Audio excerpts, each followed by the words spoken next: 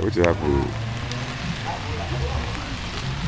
This, of course, is the month of July, and true to tradition, and even truest to tradition, the weather in Buea gives us that usual drizzle.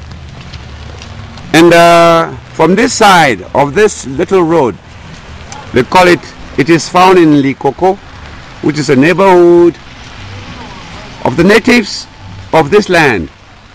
On this side, you're going towards the mountain club, Buea Mountain Hotel, and the Parliamentarian flat. And then next, just near there, you have the CRTV regional radio station.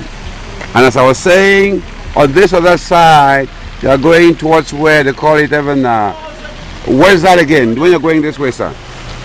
And when you're going this way, Bokwango side, yes, you still have more natives of the Bakweri people, those who own the land. So, I'm just doing all of this as a pretext to introduce you to a compound that has become very famous around this place, and in fact, around the whole of the nation, even though it is not often featured on the eyes of your camera.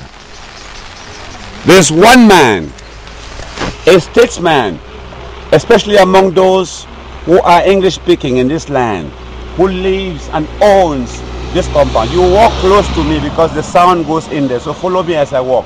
Yes, this gate leads to the man we call Mola Njoh Litumbe's compound. This is his compound. Yes. By our southwest standards, it's a very magnificent compound. Yes. So here is it. I just came here early this morning. Just keep walking close to me at this distance so that the sound doesn't disappear. Yes, I just came here early this morning to try to discover where he lives, because it's my first time to be here. The last time I was in Buea and tried to see him was October 1, 2011. And guess what? We were plucked off in mile 17 by the boys of La Republique. And here too, this pa was held under house arrest. So you see, we could not see each other during that crucial moment. And up till now, they are still periodically appearing in courts around Fako in Buea to answer charges pertinent to the movement they were trying to build up last October 1 for the liberation or autonomy of Southern Cameroons. So let's just walk around, and as we enter, maybe it's good even just to stop here. Yes, that's the past compound. Yes, he was a very big insurance broker when he was very active. He owes nothing to nobody. It's hard work that has produced this much. Clean guy he is, gentleman he is. Yes, and in his compound and around, he commands a lot of respect. Yes, even the man holding the camera tells me how he has volunteered his time to be at the service of this power of ours.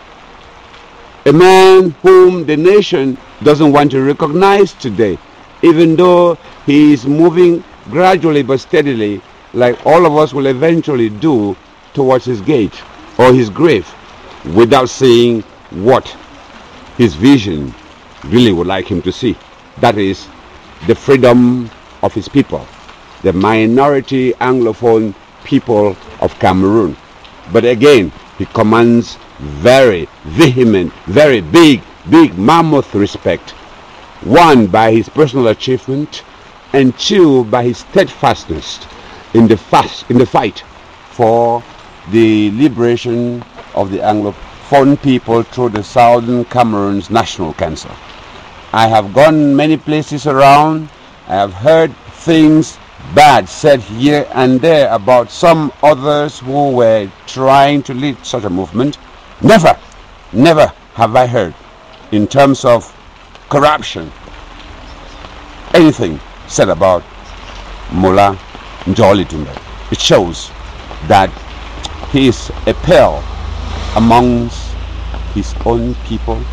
And even when the national authority in Yaounde pin him down for his thoughts and opinion, hey, I can swear that deep down inside, the people in Yaounde who govern this country in a draconian, dictatorial manner, they have big quantity of respect for Mola Njoh Litumbe.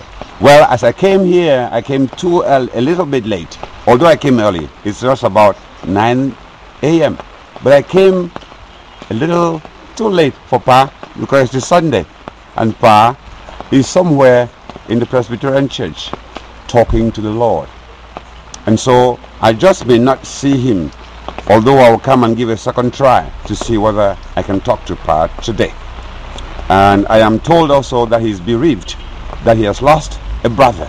So again, he's organizing the funeral for his brother. So his day today may be pretty charged. So eventually or definitely I may not see him today. But again, I am certain to see him before the Nkunkuma in Yaounde, Paul Biya, comes to Buea. Anytime he so wills, as he says he will, for the so-called 50th anniversary of reunification. Paul Biya may have his own agenda, but I'm sure Mola Njoh Litumbe has his own particular one that is captivating attention. Wait and see. Look at Pa's compound.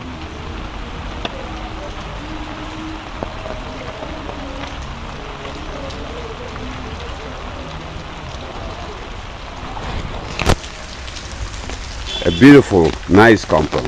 Let me take you just for a walk. You see, somebody who has been very enterprising in almost every respect. He built all this from scratch. Hard work pays. Yes, he's not a man who spent time loitering like most of us would do. His property shows respect. The flowers orderly. You see, he has everything in place. Self-satisfied, forms inside his compound so you can feed around. You see, cleanliness, yes, it's a real Anglo-Saxon British man's way of life. You see, organized, even not so gigantic in structure, but the buildings tell of somebody who has a taste of beauty. Aesthetics, he knows a lot about it. You see the greenery, yes. So when you see this, you know that it's a man who grew up with a game plan, and it shows. So I was privileged to be respected around here, to the point that even though the owner of the land, the property, is out praying to the Lord, the neighbors could trust me and my intention, to the point of letting me just have a walk around the compound of this great pa that many Cameroonians, especially of the French-speaking expression and culture, may never get to size for his real self, just because of our myopia and our jingle for Francophonie way of life, when there is also an alternative that our constitution that provides for biculturalism has given, yet the majority tramples on the other minority. That should count and must count. Time will tell. Patrick Siane reporting on this wet, drizzling day in our Buea. Peace, work, fatherland.